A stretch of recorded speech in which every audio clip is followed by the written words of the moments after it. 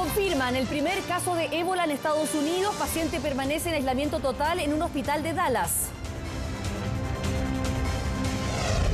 Por presunto delito tributario, fiscal que investiga caso Penta deriva antecedentes a impuestos internos. A 40 años del atentado, el ejército rinde homenaje a general Carlos Prats y su esposa. También se les recordó en el barrio Palermo de Buenos Aires.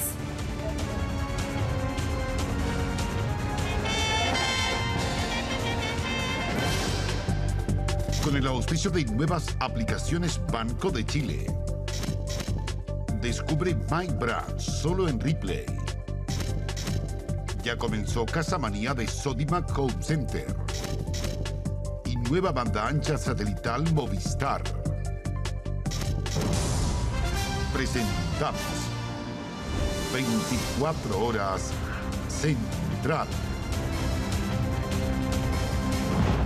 ¿Qué tal? Buenas noches. Un carabinero está gravemente herido luego que delincuentes lo golpearan y atropellaran para robarle su vehículo, pero no fue en un operativo, sino en su propia casa.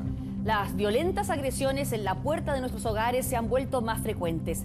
¿Es la solución parte del problema? En otras palabras, el uso de dispositivos antirrobos contribuye a una mayor brutalidad en los asaltos. Lorena Concha, con los detalles. No actúan solos, se trata de bandas de delincuentes que aprovechan los segundos de descuido de sus víctimas para cometer sus delitos. El robo de vehículos en las puertas de las casas.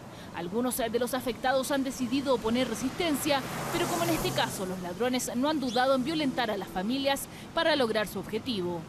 El cabo Hugo Saavedra Román se transformó en un afectado más de este delito. Cuando llegaba a su domicilio en Pudahuel, 3 sujetos lo intimidaron y le golpearon frente a su esposa. Le robaron su auto, pero él disparó contra los asaltantes. Fue allí que ellos regresaron y lo atropellaron con el vehículo en que habían llegado. Escuchamos los disparos y en realidad todos los vecinos salimos a mirar. Vimos que estaba el vecino en el suelo. Él comentaba que le habían robado el auto, claro, ¿qué decía? Sí, que le habían robado su arma de servicio y todo eso. No, él estaba consciente. Producto de las circunstancias del hecho, el carabinero hizo uso de su arma de fuego particular, debidamente inscrita, cual uno de esos impactos dio en su propio vehículo, el cual estaba siendo robado en esos momentos. El cabo segundo terminó con fracturas en uno de sus brazos y piernas y una grave contusión pulmonar que lo mantiene internado en el hospital institucional, mientras su auto fue abandonado por los ladrones con las huellas de los disparos. Para Claudio Camis, la situación vivida fue menos grave, pero solo porque no lo hirieron. Él también regresaba a su hogar en Las Condes cuando los delincuentes se le abalanzaron. 2 de ellos lo sacaron a la fuerza de su camioneta, amenazándolo con un destornillador. Un tercero huyó con ella. Se cruza un auto de lujo, que tengo entendido que era un Jaguar. Uno no interpreta bien, no sabe qué está ocurriendo. De hecho, yo inclusive pensé que eran amigos míos. Y se baja un tipo corriendo y después tú ves que aparecen más tipos en la escena y después ya estás claro que estás en un asalto. Claudio no intentó seguir defendiéndose para evitar, dice, una tragedia. Ocupan unos polerones anchos con las mangas largas y las pistolas las traen metidas acá adentro. ¿Qué es lo que no se ve? Entonces es muy fácil que haya uno diga, oye, pucha, ¿sabes que no es tanto? Me trato de escapar algo y recibes un balazo sin querer, o sea... Aparte de su costosa camioneta, Claudio perdió su billetera, reloj y una gargantilla. Hasta ahora él no sabe quiénes fueron sus agresores. Distinto es el caso del atropello al uniformado. En Quinta Normal, Carabineros recibió la denuncia de sujetos disparando en la calle. Así dio con estos 4 sujetos que también habrían ingresado a una casa. A una de las personas detenidas se le encuentra un arma de fuego que resultó ser el arma que fue sustraída a la persona asaltada el día de ayer, que es un funcionario de Carabineros. Robos de vehículos a la entrada de los domicilios que han proliferado el último tiempo, unos más violentos que otros, como lo que le sucedió a esta familia en Vitacura. La gente, la ciudadanía en sí, poco a poco ha ido tomando medidas de prevención, lo cual dificulta el robo del vehículo en la vía pública, por lo cual está ocupando este modo operandi. Carabineros busca prevenir estos delitos de manera que las potenciales víctimas sean las primeras en anticiparse a la acción de este tipo de ladrones. Son 150 familias desesperadas. Anoche se tomaron una viña en la comuna de Padre Hurtado, que desde abril sería su nuevo hogar. Temían que sus casas fueran destruidas, como sucedió en agosto con 40 de ellas. Mientras las cuidan de día y noche, suplican abandonar el campamento donde viven para siempre. Daniela Cruzat con la historia. Nosotros vivimos en un campamento, el agua servida está en la calle, nuestros niños caminan por ahí, pisan por ahí, entonces creo que no es digno como persona vivir así. Ya no soportan más. Han vivido en la miseria por más de 18 años y no están dispuestos a seguir esperando. Ya basta de vivir en campamento. Nos tenemos que bañar con agua fría porque no podemos poner calefón por la presión. Tengo un hijo enfermo y no tengo agua potable. Tengo que comprar agua para que mi hijo beba porque mi hijo tiene problemas en los riñones y el dinero no alcanza. Todos los días mirar hacia el terreno aledaño es una bofetada para estas cientos de personas. El campamento donde viven está justo al lado de las viviendas sociales que hace varios años sueñan con llamar hogar. Hoy día podemos celebrar la primera piedra, claro que esta es como la 10.000ª piedra porque las casas ya eran un 20% de avance, no fue tanto al principio. De esa primera piedra a una promesa de entrega para abril de este año. Es la tercera fecha de recepción que escuchan, ya no creen ni temen por sus hogares. Por eso tomaron una drástica medida. La noche de este lunes, 150 familias del campamento Aucanché de Padre Hurtado se tomaron el condominio de viviendas sociales. Nos tomamos nuestras casas porque andaba gente que quería tomarse las casas y en vez de que se las tomen ellos, preferimos nosotros tomar nuestras casas. No es el primer incidente. El 27 de agosto encontraron 40 de las 150 casas destrozadas. Nada se sabe de quiénes lo hicieron, pero estos pobladores pasan día y noche haciendo turnos para cuidar lo suyo. Vino el director del Servio y nos dijo que en una semana nos daba una respuesta. Llevaba un mes, 3 días. Y no hemos recibido respuesta alguna. El Servio precisa que ha informado cada paso, atraso o problema a los dirigentes del campamento y asegura que la empresa constructora se hará cargo de los destrozos. ¿Por qué no se han entregado las casas? Esa es otra historia. Desafortunadamente el atraso se produjo por una mala gestión del equipo proyectista de alcantarillado, que no ha podido resolver el proyecto en la empresa sanitaria. Según el Servio, hay un proyecto de aguas servidas en desarrollo. Eso podría acabar con las precarias e insalubres condiciones en las que viven estas familias. A lo mejor para mucha gente ve estas casitas son chicas, pero para nosotros es como el sueño americano, tener la casa propia y vivir dignamente. La familia Herrera, como muchas otras, hacen un llamado desgarrador. Por favor, entréguenme mi casa. Dejen que mis hijos vivan dignamente, que todas las familias vivan dignamente. El Servio Metropolitano proyecta entregar estas casas a fin de año. 150 familias aguardan por entrar a ellas, donde sueñan por primera vez pasar una Navidad en un hogar por el que sientan orgullo. Noticia aquella que vamos a seguir monitoreando. Pregunta, ¿fuma? ¿Bebe? Este miércoles comienza la aplicación de la reforma tributaria que, entre otras cosas, aumenta los impuestos para las bebidas alcohólicas y también los cigarrillos. En las horas previas, muchos consumidores se agolparon en las distribuidoras de licores para abastecerse con los valores actuales. Rodrigo Cid nos amplía. Al mediodía de este martes, las principales distribuidoras de licores de la capital estaban atiborradas de público. Vino a abastecerse. Abastecerme, claro, para el consumo, me dura unos meses en la casa. ¿A comprar más barato entonces? Sí, claro, esa es la idea, ahorrar algo, ya que se nos viene el impuesto pesado. En las horas previas a la entrada en vigencia de la reforma tributaria que aumenta el impuesto a las bebidas alcohólicas, la consigna era abastecerse. Estamos aprovechando los últimos precios antiguos, por decirlo de alguna manera, así que preparándonos para un evento que tenemos con mi compañero, así que ahí estamos aprovechando antes que suban todos los precios. Yo estoy de cumpleaños y vine a comprar las cosas para la fiesta. Sí, así que aproveché de comprarla hoy antes de que suba mañana, ¿no? ¿Cuándo está de cumpleaños? El viernes. Y aprovechar el último día con los valores actuales. Algunos incluso hicieron el pedido para la fiesta de matrimonio. Nos casamos el sábado. ¿Y compraron hoy día porque es más barato? Los compramos hoy día porque más barato, pues mañana va a estar todo más caro, así que vinimos ahora, después de la celebración del civil, nos cambiamos ropa y vinimos a comprar el trago. ¿Sale a cuenta comprar hoy día entonces? Sí, andamos consultando, pero ahora vamos a comprar aquí. Ya está más barata aquí también. Lo que pasa es que hay mucha gente. Parece que todos saben que lo vamos a casar, así que vienen a comprar todo con nosotros. A partir de este miércoles, una botella de litro de cerveza que cuesta 1.000 pesos en el comercio subirá cerca de 50 pesos. Un vino del rango de los 4.000 aumentará en 200 y una botella de pisco que hoy vale 4.800 quedará en cerca de 5.400 pesos. Son las nuevas normas, que son leyes que hay que aplicarlas y que no es en el fondo de que las botillerías o las distribuidoras van a subir los precios, sino que es una norma para todos, para todo el comercio. En los bares también se preparan, porque el alza impactará en forma inevitable en el consumidor final. Aunque aseguran que el efecto será menor en cervezas y vinos, la tradicional piscola podría subir hasta en 500 pesos. Vamos a tener una variación cerca del 10-12% en los precios, inevitablemente. Pero los whisky y todos los licores destilados de más alta graduación, lo más probable es que te lleguen a pegar hasta un 20%. En este local se abastecieron de una gran cantidad de licor con el fin de aplazar en un par de semanas el aumento de los precios y así no espantar a los clientes. Igual es un alza, pero se puede llegar a pagar. Si es que uno está carreteando, sí, se paga. Se paga. Me parece 500 pesos más caro. Pero yo ya pago 3 lucas por una piscola, no es un gran margen. En la entrada en vigencia de la reforma tributaria también aumentarán los impuestos al tabaco y a las bebidas azucaradas. En muchos casos, aliados inseparables del trago y la bohemia. Hace una semana le mostramos la historia de un grupo de músicos que recorre el país dando conciertos gratuitos a niños de escuelas vulnerables. Una noticia positiva que se vio empañada por el robo que sufrió uno de sus integrantes. Francisco Moreno nos cuenta.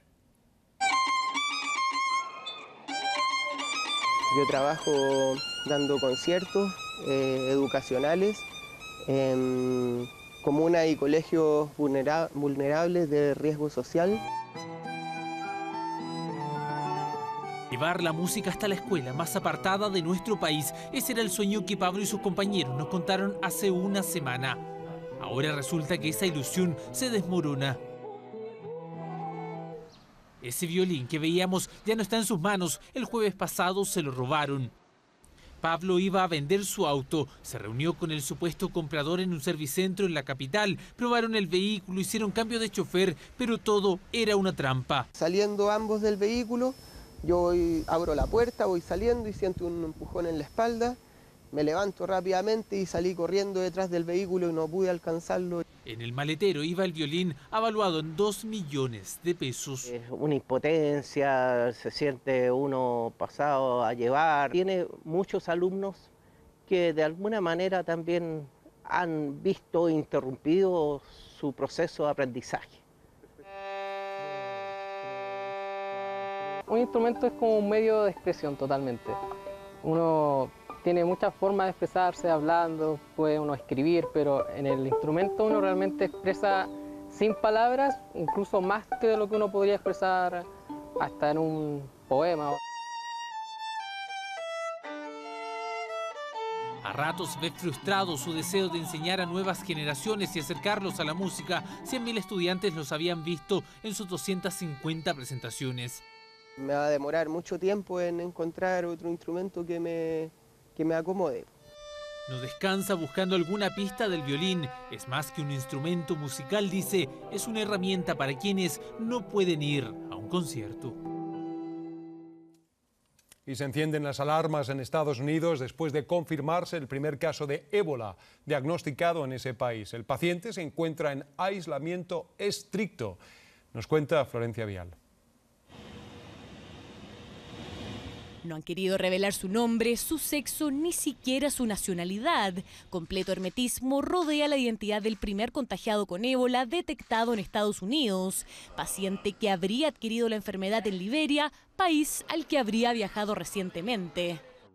Esta persona llegó el 20 de septiembre a Estados Unidos sin presentar ningún tipo de síntomas. Recién entre el 24 y 25 del mismo mes se manifestaron los primeros signos y el 28 de septiembre fue hospitalizado. Las autoridades sanitarias ya han señalado que no hay riesgo de contagio para los pasajeros que viajaron en el mismo avión que el paciente. Este, a su vez, se encuentra internado en un hospital de Texas en completo aislamiento. Los pasos a seguir son los siguientes: cuidar al paciente y tomar las precauciones para que nadie se contagie, y segundo, hacer lo posible por garantizar que el paciente se recupere.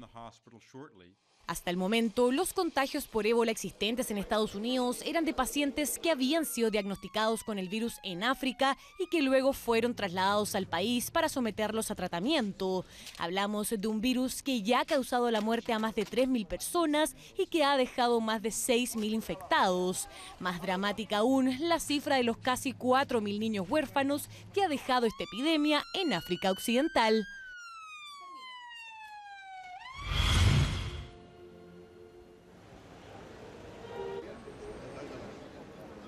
Ahí lo vemos, es la llamativa presencia de Galvarino Apablaza, uno de los acusados por la muerte de Jaime Guzmán y quien vive asilado en Argentina en el marco de la conmemoración del atentado en contra del general Prats. Hoy se cumplen 40 años del asesinato del excomandante en jefe y su esposa en Buenos Aires, que en Chile se conmemoró con una ceremonia religiosa del ejército, como nos cuenta Claudio Fariña.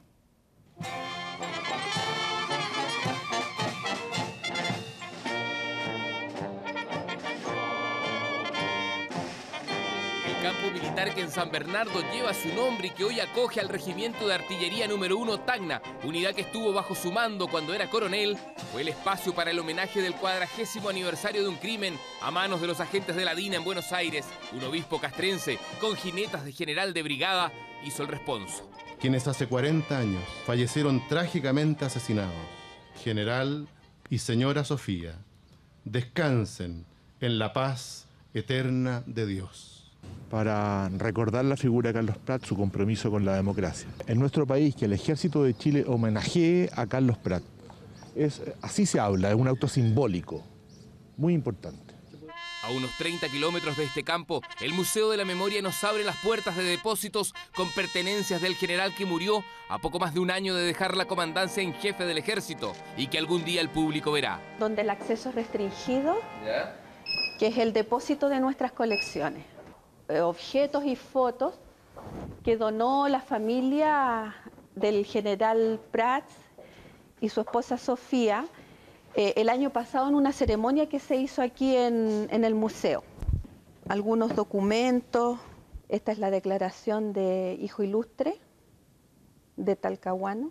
Bueno, aquí en esta vitrina estamos viendo el anillo de la señora Sofía, que fue el anillo que él le regaló para sellar su compromiso. El reloj del general que marca la hora fatídica del atentado. También estamos exhibiendo aquí la billetera y estos objetos son parte de la donación que hizo la familia al Museo de la Memoria y los Derechos Humanos. No, pero perdona. Y si en Santiago sus familiares eludieron hablar con la prensa, en Palermo, Buenos Aires, a la misma hora sí lo hacía una de sus hijas. No por el hecho del atentado, sino por como figura ha sido ya reconocida como un hombre demócrata que no quiso participar en ninguna acción que tenga que ver con la fuerza hacia los propios compatriotas. De un jefe del ejército constitucionalista, respetuoso de la democracia, que supo desde el comienzo y antes de que el golpe se produjera, el horror que esto iba a significar para Chile. También tengo que agradecer a la justicia chilena y al gobierno chileno, porque si ellos no nos hubieran prestado todo lo que nos autorizaron a realizar en Santiago de Chile, no hubiéramos llegado tampoco al conocimiento de la verdad. En la justicia trasandina todo está dicho. Acá en Chile verá la Corte Suprema si corresponde indemnización compensatoria por daño moral. El Estado está condenado a 725 millones de pesos. Y el Estado está hasta ahora invocando prescripción, lo que es un contrasentido con una cantidad de gestos que el mismo Estado hace efectivamente con ocasión del asesinato. En el acto bonaerense por la muerte de Prats estuvo Galvarino Apablaza Guerra, el exfrentista requerido por la justicia chilena en el crimen del senador Guzmán de la UDI. Dijo que el excomandante fue un patriota y sobre todo un demócrata. En el campo militar de San Bernardo, en cambio, la familia se retiró en silencio a un café con los anfitriones del acto. Y varios políticos ahora bajo la lupa de impuestos internos. El fiscal del llamado caso Penta dijo que hay hallazgos constitutivos de posibles delitos tributarios. Carlos Gajardo derivó los antecedentes al Servicio de Impuestos Internos para que evalúe la presentación de una querella por el eventual financiamiento irregular de campañas mediante boletas falsas. El informe es de Javier Asaco. Por primera vez y a 5 días de que estallara la arista política del caso Penta, el fiscal jefe de la Unidad de Delitos de Alta Complejidad se refirió públicamente al caso. Carlos Gajardo investiga un supuesto fraude tributario que habrían cometido los máximos ejecutivos del Grupo Penta, y en esa pesquisa se habría detectado la emisión de boletas por trabajos no realizados y el dinero habría servido para financiar algunas campañas políticas. En el marco de la investigación del denominado caso Foot, la Fiscalía ha hecho algunos hallazgos que nos parecen que pueden ser constitutivos de delitos en términos tributarios. Información que ya fue puesta en conocimiento del Servicio de Impuestos Internos, que deberá determinar si se interpone o no una denuncia o una querella con estos nuevos antecedentes. Eso sí, Gajardo declinó dar nombres de personajes políticos bajo investigación, precisando que se trata de eventuales delitos ocurridos el año 2013. La investigación que se realice por parte de la Fiscalía va a ser siempre resguardando los principios de objetividad, respetando la presunción de inocencia de los involucrados y combinando, en un tema que nos parece delicado, la prudencia y la firmeza. Una arista política que la UDI dio por cerrada tras descartar que algunos de sus militantes sean parte de la investigación. En medio de la polémica, el senador Hernán Larraín salió a respaldar públicamente a los socios fundadores de Penta, Carlos Eugenio Lavín y Carlos Alberto Délano, además de su asesor, el ex parlamentario Carlos Bombal, quienes mantienen importantes vínculos con la UDI. Creo que hoy día, en los momentos difíciles, es cuando es necesario dar testimonio de lo que uno sabe de gente íntegra como son estas 3 personas. Un caso de supuestas donaciones irregulares que abrió la discusión sobre los aportes de las empresas a las campañas políticas y en la que entró de lleno el presidente de la CPC, reafirmando sus dichos en los que aseguró que hay un desfile de políticos pidiendo financiamiento a los empresarios. Yo lo que he dicho es algo que todos conocemos, lo saben ustedes, lo saben todos.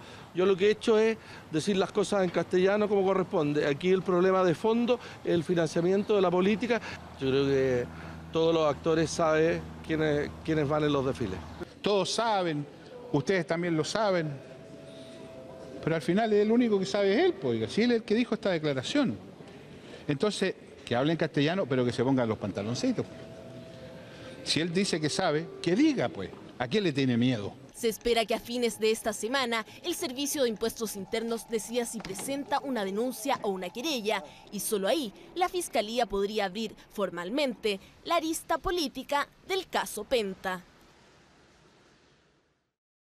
Hace ya 40 años, Eliseo Salazar se subió por primera vez a un auto para competir profesionalmente. En ese tiempo se convirtió en uno de los deportistas más importantes de Chile y además en el único a nivel mundial que logró correr en las 5 categorías reinas del deporte tuerca. 40 años en los que también sufrió accidentes terribles y debió verse las caras con los mejores pilotos del mundo. La crónica es de Sergio Pinto.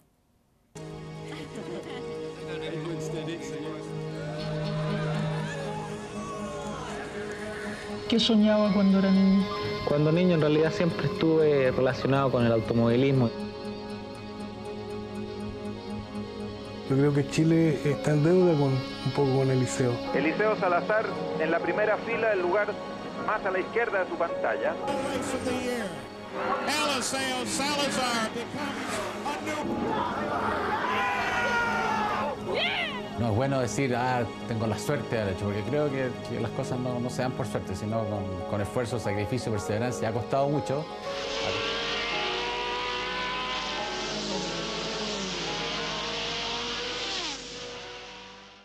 Estamos en contacto con Eliseo Salazar. Prácticamente a las 12 de la noche recibí un cablegrama de Inglaterra en que me confirman mi incorporación al equipo Williams de Fórmula 1.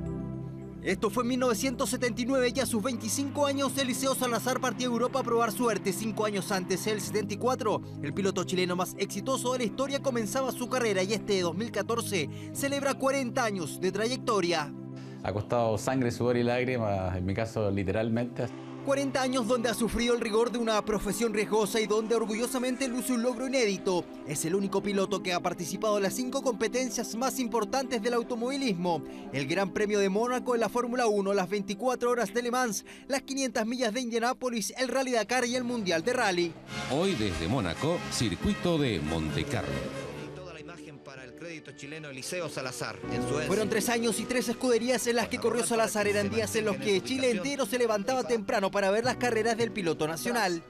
La Fórmula 1 era absolutamente desconocida y Salazar se transforma en un ídolo deportivo nacional, como ocurrió casi 20 años después con el Chino Ríos. Sacamos un primer punto con el equipo Ensign en Holanda y fue como haber ganado el campeonato mundial. Tuvo momentos notables, como una actuación en Imola. Logramos un 5º lugar en Imola, en el Gran Premio de San Marino. Yo recuerdo haberla transmitido en directo y estuvo entre los 6 primeros Eliseo. Ha llegado Eliseo Salazar, brillantísimo 5º lugar.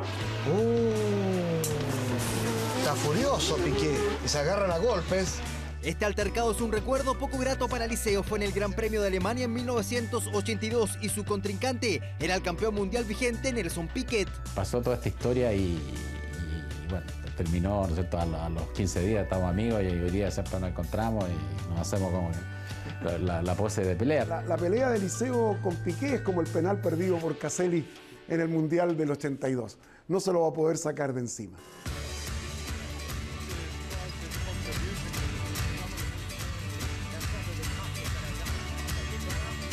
Es la segunda carrera más antigua del mundo, las 24 horas de Le Mans, y fue la segunda gran competencia de su carrera. Las corrió 6 veces, destacando la primera por la siguiente historia.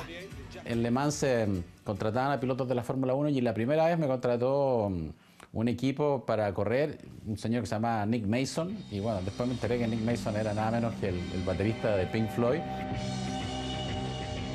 Bueno, correr en Le Mans era increíble porque había una recta de 7 kilómetros y los autos llegaban a 400 kilómetros por hora.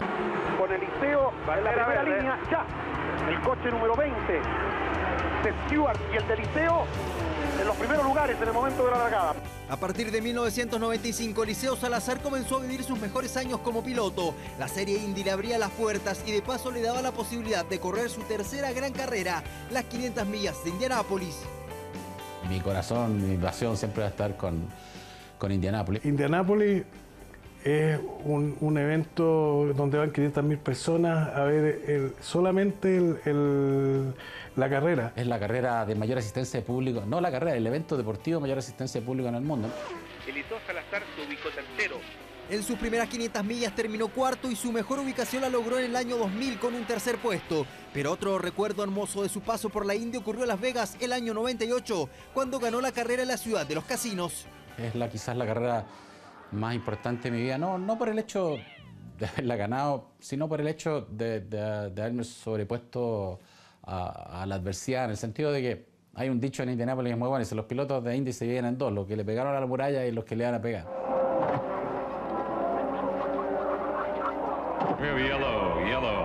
Hubo mucho dolor en la pierna donde me cruzó el pedazo de la suspensión. Es otro tema complicado para el piloto, los accidentes que sufrió sobre todo en Orlando en 1996. Que vean, ¿no es cierto?, 1 o 2 accidentes cuando has ganado 86 carreras en tu vida, cuando he sido el único, realmente lo encuentro una falta de respeto. Siempre miró detrás de un accidente el tratar de recuperarse lo más rápidamente.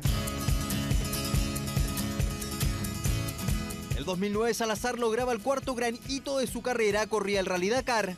El diario francés L'Equipe en ese tiempo lo denominó el cuadrado mágico, que era correr esas 4 carreras, que era el primer piloto en el mundo. Es realmente algo completamente distinto y que un poco recalca aún más la gran diferencia, la variedad que hay en carreras de automovilismo. Para él fue un tema desafiante porque su especialidad no es el rally. ¡Izquierda, izquierda, izquierda, izquierda! ¡Izquierda!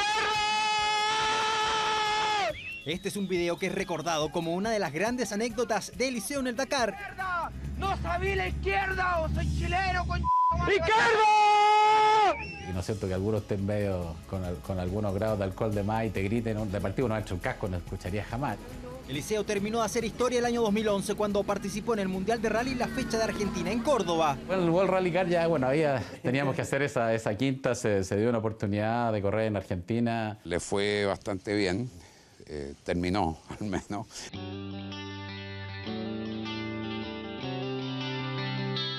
...40 años de carrera del piloto más relevante de Chile, 40 años donde corrió las 5 pruebas más importantes del automovilismo, algo que ningún otro piloto en el mundo ha logrado y que hoy se mantiene vigente corriendo en la categoría Aston Martin de Estados Unidos. Un hombre que desafió la muerte en reiteradas ocasiones y vivió para contarlo. Eliseo Salazar Valenzuela, 40 años al volante.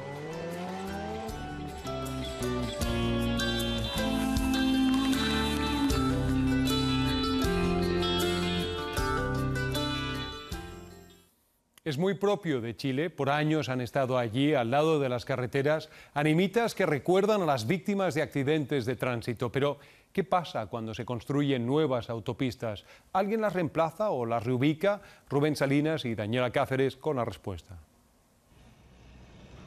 Este momento que de dolor es fuerte, pero que sin duda tenemos que salir adelante. Desde hace 2 meses, Rodelindo vuelve periódicamente al lugar donde murió su madre. Estas cruces recuerdan las víctimas del accidente que le cobró la vida a su familia. Yo lo asocio, ¿no es cierto?, a ese lugar donde nosotros nos reencontramos con nuestros seres queridos. Y es un lugar que nos une también como familia. Animitas como esta están a lo largo de nuestras carreteras. Recuerdan a las víctimas de accidentes de tránsito. Costumbre religiosa que en Antofagasta se ve enfrentada a la modernidad. La construcción de autopistas concesionadas obligó a cambiarlas de lugar. 150 de ellas están apiladas a un costado de la carretera, esperando que los deudos las reclamen. La idea era ubicarlas en la zona más cercana a donde sucedió, donde estaban. En muchos casos no es posible por la arquitectura o por lo que es la infraestructura propia. La animita que recuerda a la familia de Rodelindo es la número 37. En una de las cruces la empresa concesionaria dejó esta notificación. Allí le avisaban que sería trasladada para dar paso a la nueva carretera. Este es el lugar donde ellos fallecieron, este es el lugar donde ellos partieron y sería bueno que se respetara eso. Conservarlas no es una obligación, pero entienden que hay un tema emocional detrás. Por eso, la concesionaria se ha encargado de reubicarlas. Tenemos animitas tipo que también se le ofrecen al deudo si ellos están dispuestos a que pongamos esa animita que es una animita tipo. En el caso de la nueva Ruta 5 de Antofagasta, aquellas animitas que no sean reclamadas formarán a futuro parte de un memorial que la misma empresa construirá en recuerdo de quienes perdieron la vida en accidentes de tránsito. Ahora sí, la desaceleración económica se sintió de manera importante en el empleo. La tasa de desocupación a nivel nacional subió a un 6,7% en el trimestre junio-agosto, un punto más que en la misma fecha del año pasado. Roberto Sá con los detalles. Por primera vez, la actual desaceleración de la economía chilena se sintió en el mercado laboral. La tasa de desempleo del trimestre móvil junio, julio, agosto subió a un 6,7%, cifra mayor a lo que esperaban los expertos y un punto más alta que la que había en la misma fecha del año pasado. Pero es importante decir que a pesar de que este es un aumento, obviamente una preocupación para nosotros, todavía nos estamos moviendo dentro de las bandas de lo que ha sido los niveles de desempleo de los últimos 2-3 años.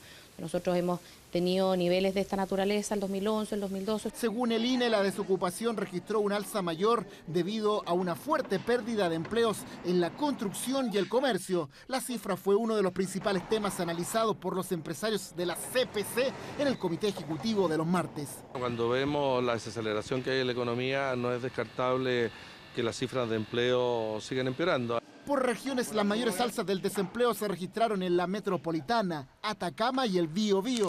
El INE también informó que la producción manufacturera y la minera registraron caídas en agosto. Y siempre en la economía, esta noche en cadena nacional, la presidenta Michelle Bachelet dio a conocer las principales cifras del presupuesto de la Nación para el 2015, cuyo proyecto ingresó hace escasamente algunos minutos al Congreso.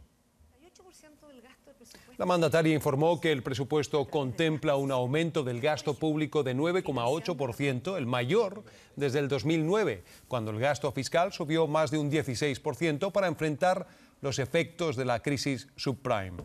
Minutos antes que la jefa de Estado diera a conocer estos números, en Valparaíso, el ministro de Hacienda, y lo vemos, Alberto Arenas, entregaba oficialmente el proyecto del presupuesto 2015 al vicepresidente de la Cámara de Diputados.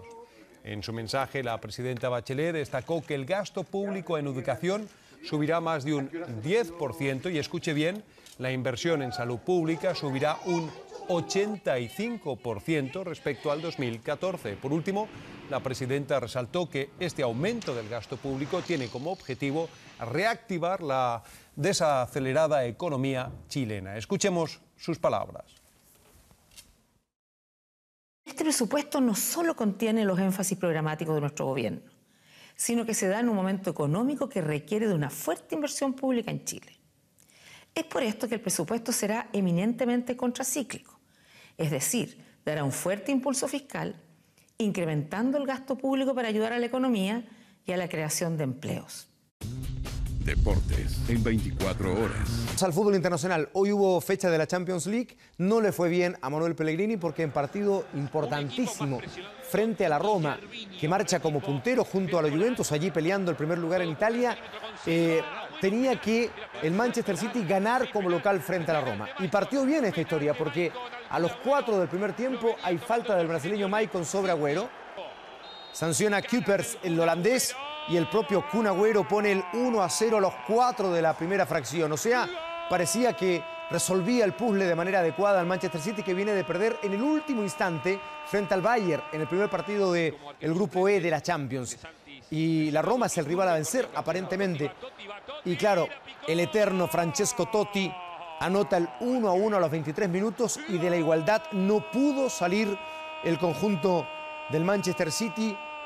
Y esto lo complica. Es verdad, quedan 4 partidos todavía, pero el panorama inicial de este grupo es complicado para el Manchester City. ¿Por qué? Porque el CSKA de Moscú, el CSKA, recibió al Bayern y el Bayern ganó su segundo partido. Hay falta de Mario Fernández, el brasileño, sobre Goetze, otro Mario. Y Thomas Müller va a anotar mediante lanzamiento penal el único gol que le da la victoria como visitante al Bayern, que ya entera 6 puntos. Con 4 queda la Roma y con apenas 1 el Manchester City. Digamos además que el Barcelona perdió con el Paris Saint-Germain por 3-2 en Francia, en otro de los resultados importantes de esta Champions. Mañana juega el Real Madrid, mañana juega el Arsenal también frente al Galatasaray, el equipo de Alexis Sánchez. Hugo Tocali no está contento con el fixture que le tocó a la selección chilena sub-20 en el Sudamericano. La Roja va a enfrentar a Brasil, Uruguay, Colombia y Venezuela por un cupo, buscando el pase a la siguiente fase y de ahí un cupo al Campeonato Mundial. Además, este martes se informó que se dejó también dentro de la selección a un delantero chileno-argentino que juega en las divisiones inferiores de Argentinos Juniors. Dicen que juega muy bien y que será un aporte a la selección. A poco más de 3 meses del Sudamericano Sub-20, el técnico Hugo Tocali ya siente los problemas. Solo lleva unas semanas de trabajo tras la renuncia de Claudio Vivas y este martes se conoció a sus complicados rivales en la fase de grupos: Brasil, Uruguay, Colombia y Venezuela, y además no quedó conforme con el orden de los partidos, todos seguidos sin descanso. Es muy difícil porque se juega muy seguido y jugar 4 partidos seguidos, vamos a llegar al 4.º partido bastante cansado. El desafío de Tocali no es menor porque este torneo entrega 4 cupos para el Mundial de Nueva Zelanda, 4 lugares para los Panamericanos de Toronto, ambos el 2015, y 2 para los Juegos Olímpicos de Río 2016.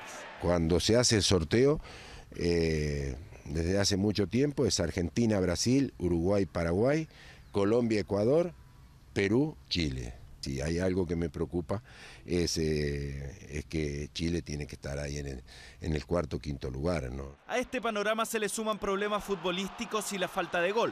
En 4 partidos bajo su mando suma un triunfo, 1 derrota y 2 empates, con 5 tantos convertidos. Por eso Tocali confía en Rodrigo Linares, centrodelantero de las juveniles de Argentinos Juniors, que se incorporó este martes.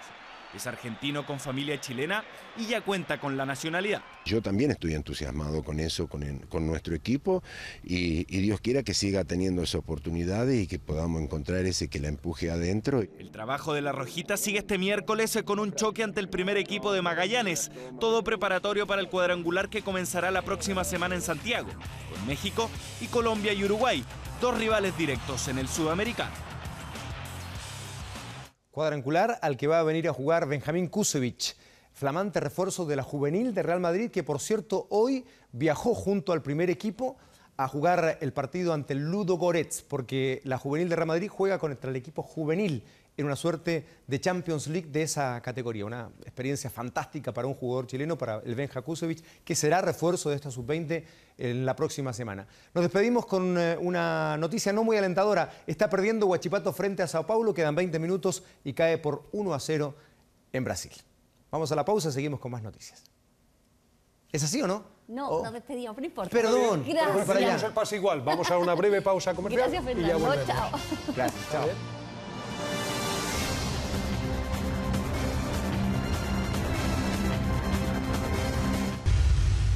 Lo que sigue es insólito, escuche. La incluyeron en una herencia y para cobrarla mató a quien le dio el beneficio. La autora de este homicidio, ocurrido en Las Condes en el 2013, hoy fue condenada a 10 años de prisión. Ahora, la pregunta es, ¿podrá cobrar la herencia? Ricardo Olivares con la respuesta. Carmen Latorre estaba a cargo del cuidado de una anciana en la comuna de Las Condes. A cambio de sus servicios, Leopoldina Flores, de 93 años de edad, le daría techo. La relación entre ambas llegó a tal nivel que la dueña de casa incorporó a Latorre en su testamento, pero jamás imaginó que su cuidadora la mataría para cobrar la herencia. En marzo de 2013, la autora del crimen dio muerte a Leopoldina Flores propinándole cerca de 40 golpes en su cabeza con elementos contundentes. Según la defensa de la acusada, no lo habría hecho en conciencia. La perita que declaró dijo que era una de las opciones. Podía haber una amnesia selectiva y también podía ser que esta amnesia selectiva obedeciese a la ingesta de alcohol. Tras el juicio este martes, Carmen Latorre fue condenada a 10 años de prisión por el delito de homicidio simple. Ahora, con la mujer tras las rejas y sindicada como única autora, ¿qué pasará con su herencia? El ser ella partícipe en el homicidio de la víctima, quien era quien le había entregado el testamento, ese testamento puede ser anulado. Eso tendrá que realizarlo la familia de la víctima. Sí estamos en espera precisamente de esta sentencia, así que una vez que quede ejecutoriada se podrán hacer las acciones legales correspondientes para dejar inválido ese testamento. Carmen Latorre recibiría como herencia el departamento de su víctima. Hasta ahora el testamento continúa vigente, pero la familia de la anciana deberá concurrir a nuevas instancias legales para dejar sin efecto la última voluntad de la fallecida mujer. Y las réplicas de las bombas en Chile llegan a España. Concentrado en la creación del Centro Nacional de Coordinación Antiterrorista y la firma de un futuro tratado de cooperación internacional, se desarrolló la segunda jornada de visita del ministro del Interior, Rodrigo Peñailillo, a España. Carla Rodríguez con el detalle. Tras los atentados en Atocha en marzo de 2004 y que dejaron 191 víctimas fatales y cerca de 2.000 heridos, el gobierno español puso énfasis en las políticas antiterroristas, fortaleciendo sus organismos de inteligencia. Para conocer la experiencia española, el ministro del Interior, Rodrigo Peñailillo, continuó con su agenda en ese país. Yo creo que en Chile, si no cabe ninguna duda, lo que tenemos que hacer es tener un sistema de inteligencia eficaz, porque después de 10 años y más de 300 artefactos explosivos hay algo que no ha funcionado bien.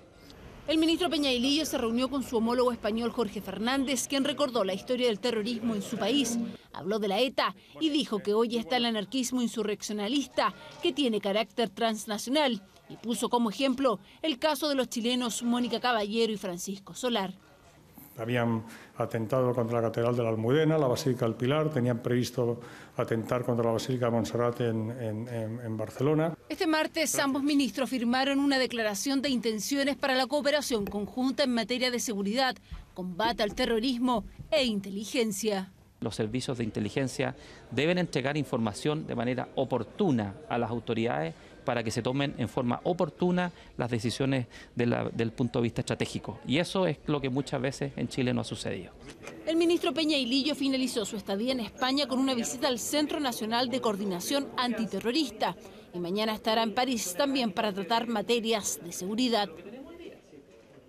Si hay algo claro en las presidenciales en Brasil es que su ganadora aún es una incógnita, pero a puertas de las elecciones hubo un importante giro y es ahora la actual presidenta quien lidera las encuestas.